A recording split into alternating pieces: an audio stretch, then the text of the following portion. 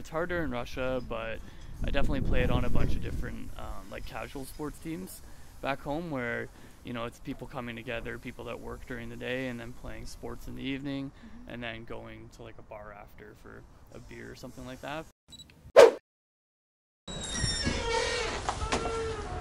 I have never been there actually. They're here. I've never been here either. Yeah. Oh, that's bright. That's cool. Yeah, this is awesome.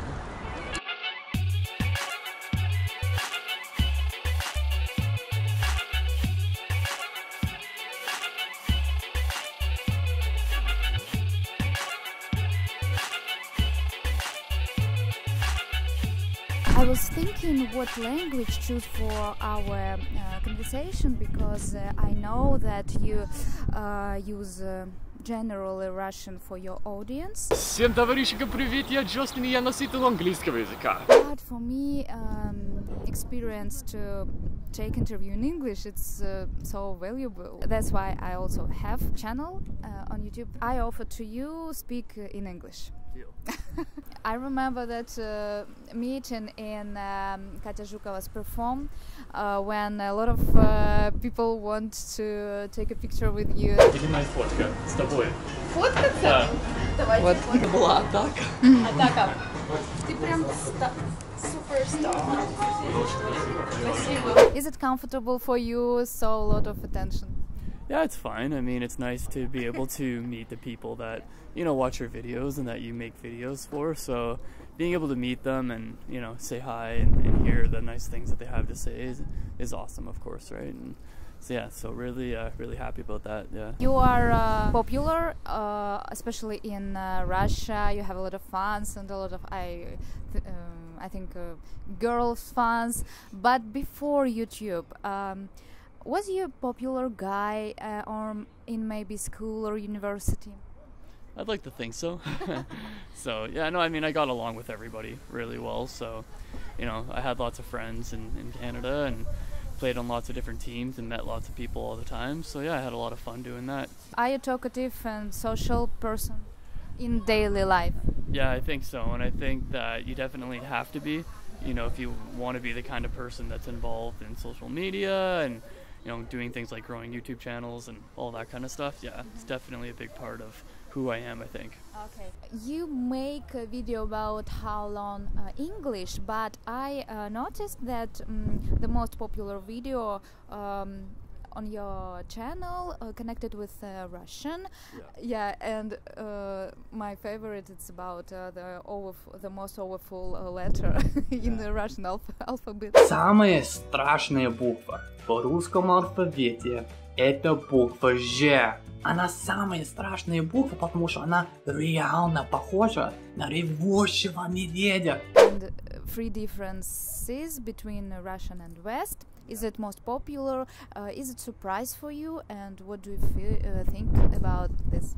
I don't think it's a surprise. I mean, I think that lots of people, especially Russians, want to hear, you know, a foreigner's opinion and kind of what he thinks about Russia or whatnot, because all Russians seem to think that, you know, it's such a scary place, and so when a foreigner's there, they want to hear his opinions about stuff. I watched some comments under your video, and I want to say that you have a funny audience, and they constantly try to teasing you. They constantly troll you.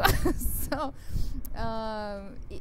do you notice that, and how you feel?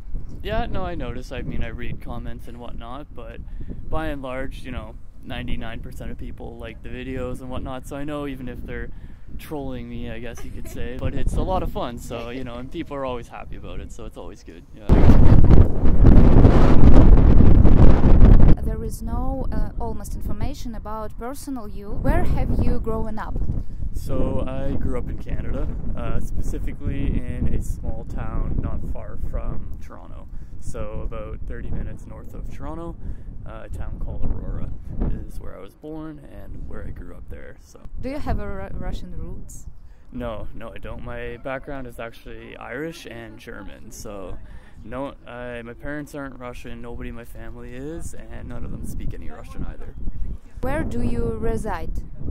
So technically still in Canada, but I'm here in St. Petersburg for a month, and then I'm coming back in a couple of months to live here full time in St. Petersburg. So really looking forward to that. How did you decide to learn Russian? How it happened?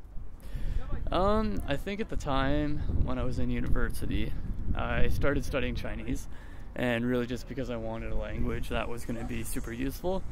And then after that, I didn't really see myself living in China for 2 years, so a friend of mine was studying Russian, and I saw that it would be a useful language, so I decided to take it. You said that it is useful. Useful for what? Useful in the sense that lots of people speak it as a first language. And I mean, if you look at the rest of Europe, right, you've got Germany and France and all the Scandinavian countries where they all speak English so well already. Whereas in Russia, so few people speak English well, especially young people, quite surprisingly, don't speak a lot of English, and so it's incredibly useful to actually be able to communicate with them. When did you come to Russia the first time?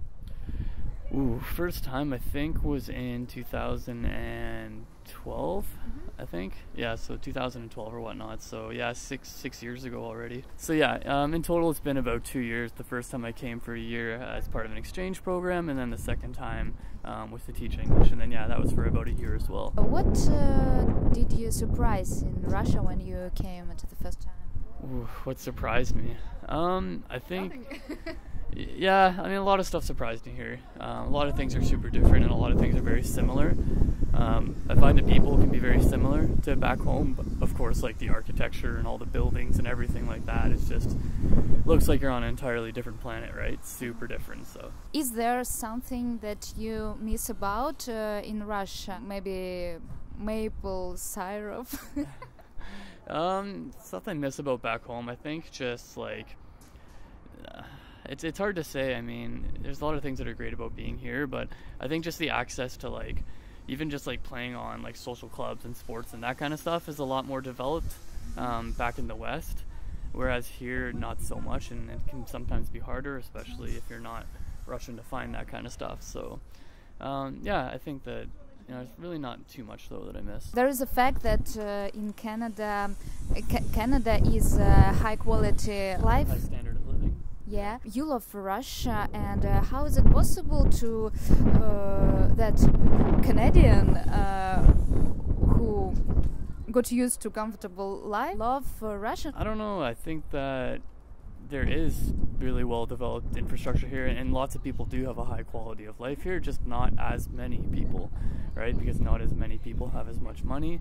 I mean, there's differences, of course, and there's big differences, but I don't think so much of it is connected to how whether there's bike lanes or how developed it is. So every country has its own pluses and minuses, and somebody else might wonder, well, how come there's no beautiful architecture in the West, right? Like, whereas here you can see all these awesome churches every day, so it's different, right? It's not worse, just different.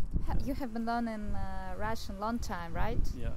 And do you recommend viewers to learn Russian? Yeah, if you're going to be living in Russia, then I definitely recommend it. Because as I said earlier, here people don't really speak English super well, especially young people. Obviously older people as well, but that's why if you do plan on visiting Russia or living in Russia, then I highly recommend learning as much Russian as possible. What is the good way to learn Russian? What is the main your mistake? What you recommend not to do?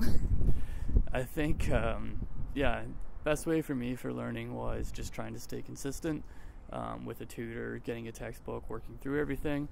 In terms of mistakes, I think that really you're going to make tons of mistakes, so don't worry about it. But once you learn the grammar, once you get better with grammar, it's not such a big deal anymore. I think for people who are learning Russian, just keep working on grammar, building vocabulary, and the rest will get easier. What do you like to do? Maybe some hobby or sport? It's harder in Russia, but I definitely played on a bunch of different casual sports teams back home, where it's people coming together, people that work during the day, and then playing sports in the evening, and then going to like a bar after for a beer or something like that. But yeah, I played on hockey teams and tennis and all that kind of stuff. Yeah. And Canadians all Canadian crazy about hockey. Yeah, it's popular. Yeah. The FIFA Cup now, is it interesting for you? I'm not following it a lot, no, just because soccer is really not that popular in North America. I know.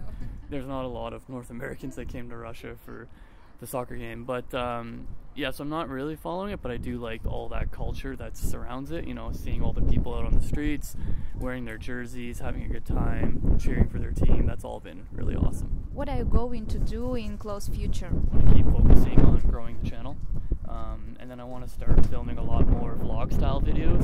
I just want to keep improving my Russian, getting it better and better, and hopefully one day I'll speak without any accent.